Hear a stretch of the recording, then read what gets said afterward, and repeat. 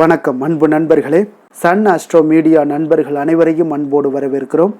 மாத ராசி பலன்களை நீங்கள் தெரிந்து கொள்வதற்கு எங்களது சேனலை சப்ஸ்கிரைப் செய்து கொள்ளுங்கள். இப்போ நம்ம பார்க்க போகிறது பார்த்தீங்கன்னா ஆடி மாதத்திற்குண்டான ராசி பலன்களை தான் நம்ம பார்க்க போகிறோம். அப்போ இந்த ஆடி மாதத்தில் என்ன நன்மைகள் உங்களுக்கு ஏற்பட போகுது, சாதகமான பலன்கள், பாதகமான பலன்கள், இது என்ன அப்படின்றத தெளிவாக டீட்டெயில்டாக நம்ம தொடர்ந்து நம்ம பார்க்க போகிறோம். 12 ராசிக்குண்டான ராசி பலன்களை நம்ம முழுவதுமாக பார்க்க போகிறோம்ங்க. எங்கள் சேனலை நீங்கள் சப்ஸ்கிரைப் பண்ணலை இது வரைக்கும் அப்படின்னா சப்ஸ்கிரைப் பண்ணி வச்சுக்கோங்க. அருகில் உள்ள பெல் பட்டனை ப்ரெஸ் பண்ணி உங்களுக்கு நோட்டிஃபிகேஷன் கிடைக்கிற மாதிரி செய்து கொள்ளுங்க. அதே போல் உங்களுடைய நண்பர்கள் உறவினர்களுக்கும் ஷேர் பண்ணி அவங்களையும் பயன்பெற செய்யுங்க.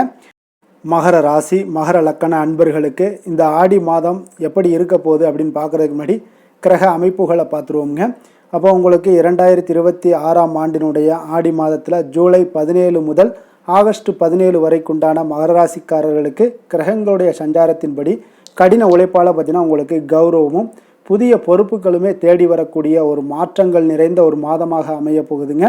அப்போ சனி பகவானை அதிபதியாக கொண்ட உங்களுக்கு இந்த மாத கிரக நிலைகள் எல்லாமே தரக்கூடிய விரிவான பலன்களை பற்றி தான் நம்ம பார்க்க போகிறோம். அதே போல் பார்த்திங்கன்னா இந்த ஆடி மாதத்தில் மகர ராசிக்காரர்களுக்கு சூரியன் பார்த்திங்கன்னா ஜூலை 17ஆம் தேதி அன்று 7ஆம் இடத்துல வீடான களத்திரஸ்தானத்தில் கடகத்தில் சஞ்சாரம் செய்கிறாருங்க. இந்த ஒரு மாத காலமும் கடகத்தில் சஞ்சாரம் செய்வாருங்க. அப்போ குரு பகவான் உங்களுடைய ராசிக்கு 7ஆம் வீட்டில் உச்சம் பெற்று சஞ்சாரம் செய்கிறாருங்க. சூரியனும் குருவும் 7ல் இணைவது உங்களுடைய ராசிக்கு நேர் பார்வையை 7ஆம் பார்வையை தரக்கூடுங்க. அப்போ ராகு ஸ்தனஸ்தானமான 2ஆம் வீட்லேயும் கும்பத்தில் சஞ்சாரம் செய்கிறாருங்க. கேது 8ஆம் வீடான அஷ்டமஸ்தானத்திலையும் சிம்மத்தில் சஞ்சாரம் செய்கிறாருங்க. சனி பகவான் பார்த்தீங்கன்னா உங்களுடைய ராசிநாதனான சனி பகவான் தைரிய வீரியஸ்தானமான 3ஆம் வீட்டில் மீனத்தில் சஞ்சரித்து ஜூலை 27க்கு அப்புறம் பார்த்தீங்கன்னா வக்ர நிலையை அடைகிறாருங்க.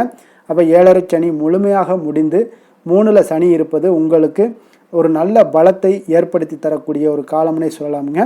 செவ்வாய் உங்களுடைய ராசிக்கு 5ஆம் வீடான பூர்வ புண்ணியஸ்தானத்தில் சஞ்சாரம் செய்கிறாருங்க ரிஷபராசியில்.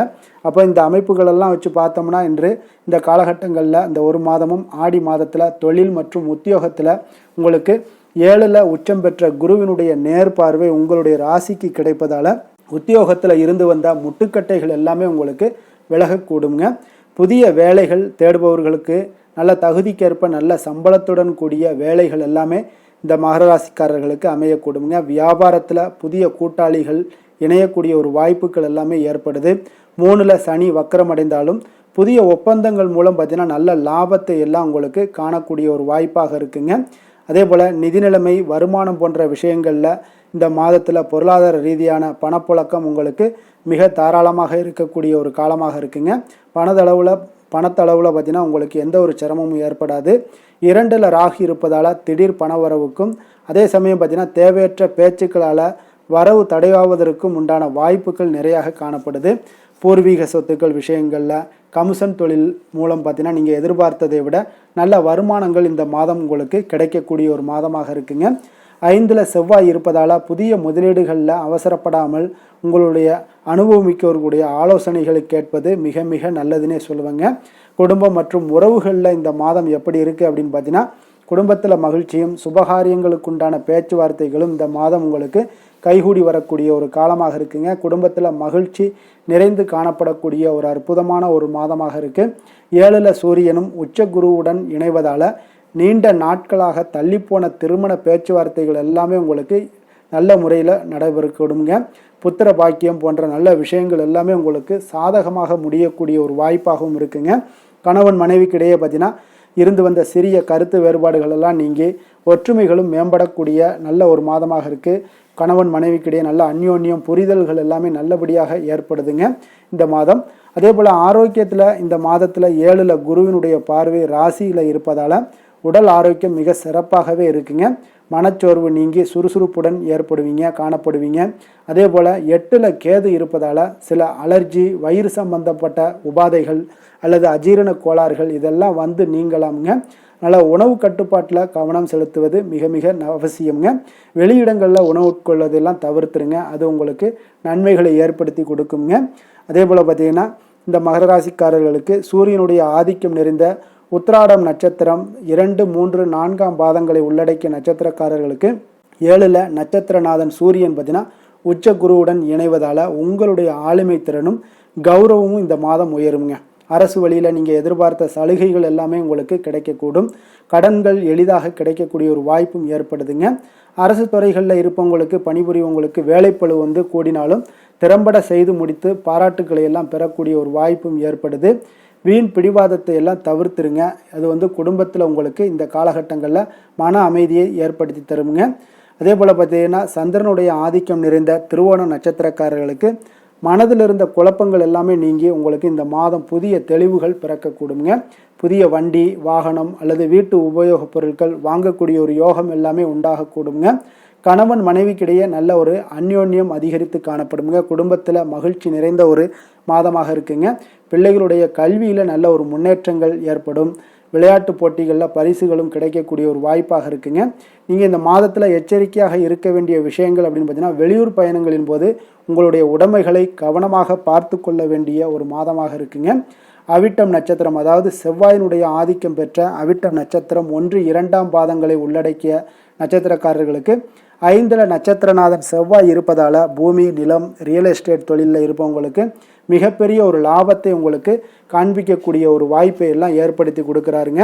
பொருளாதார விஷயங்களில் நல்ல லாபங்களும் பழைய கடன்களை அடைப்பதற்குண்டான வழிகளும் இந்த மாதம் பிறக்கக்கூடுங்க. நண்பர்களுடைய ஆதரவு மிக பக்க பலமாக உங்களுக்கு இந்த மாதம் அமையக்கூடிய ஒரு வாய்ப்பெல்லாம் ஏற்படுதுங்க.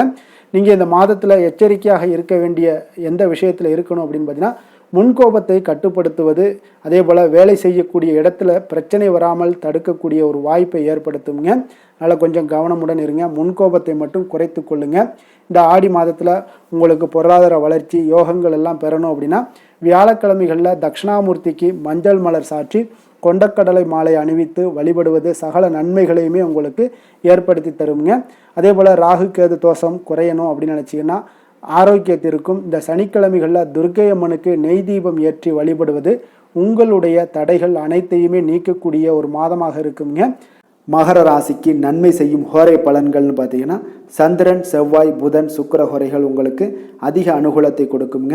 சுக்கிர ஹோரையில் நீங்கள் சுப நிகழ்ச்சிகள் சார்ந்த விஷயங்கள், சொத்து சார்ந்த இனங்கள், அரசாங்கம் சார்ந்த விஷயங்கள் எல்லாம் செய்தீங்கன்னா மிக சிறப்பாக இருக்குங்க. அதே போல் பார்த்தீங்கன்னா பணம் சார்ந்த விஷயங்களுக்கு, நீங்கள் கல்வி சார்ந்த விஷயங்களுக்கும் புதன் ஹோரை உங்களுக்கு அதிக நன்மைகளை தருங்க. தொழில் சார்ந்த எந்த ஒரு முடிவுகளுக்கும் பார்த்தீங்கன்னா செவ்வாய் சுக்கிர ஹோரைகள் உங்களுக்கு நல்ல பலன்களை கொடுக்கும். குடும்பம் சார்ந்த விஷயங்களில் முடிவெடுப்பதற்கு நீங்கள் புதன் ஹோரையை உங்களுக்கு அதிக நன்மைகளை ஏற்படுத்தி கொடுக்குங்க. சாந்த குணம் கொண்ட மகர ராசி அன்பர்களே, உங்களுடைய ராசிநாதன் பார்த்தீங்கன்னா சனி பகவானாக இருக்காருங்க. அப்போ நீங்கள் தன்வந்திரி சுவாமிகளை வழிபடுவதால் விசேஷ பலன்களை எல்லாம் பெறுவீங்க. மேலும் தன்வந்திரி சுவாமிகளை நீங்கள் பிரார்த்தனை செய்வதால் பார்த்தீங்கன்னா மன நிம்மதி உங்களுக்கும் மன மகிழ்ச்சி எல்லாம் கிடைக்கக்கூடிய ஒரு அற்புதமான ஒரு நாளாக மாறுங்க. மேலும் தினசரி குலதெய்வ வழிபாடும் செய்து வாங்க. அனைத்து விதமான கஷ்டங்கள் எல்லாமே தீருங்க. மன மகிழ்ச்சி அடைவீங்க. குடும்பத்தில் உங்களுக்கு சந்தோஷம் நிறைந்து காணப்படுங்க. இப்போ குலதெய்வ வழிபாடு செய்வதால் பார்த்தீங்கன்னா மென்மேலும் உங்களுடைய வளர்ச்சியை அதிகரித்து தரக்கூடியவராக விளங்குவாருங்க.